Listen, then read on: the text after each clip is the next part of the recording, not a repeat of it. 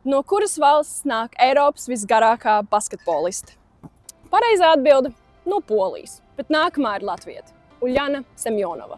Mans augums ir 167 cm, bet Uļai 2,13 m.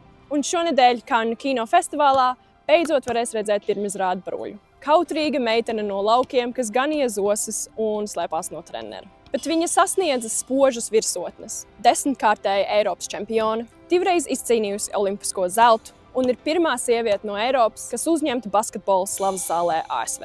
Uļas vārds atkal izskan Eiropā, tāpēc, ka kvēls basketbola fans un aktieris Kārlis Arnolds Avots piepildīja savu sapni uzfilmēt, kā arī attēlot Uļu.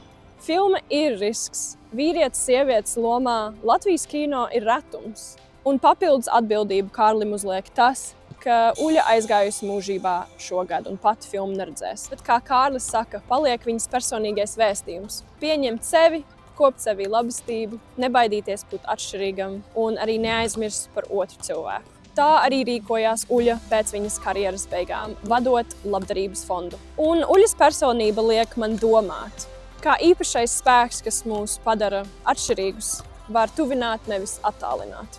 Lai Uļai veicas Kannās, bet kādi iedvesmojoši stāsti nāk no jūsu valstīm, kas ir pelnījuši izskanēt visā Eiropā?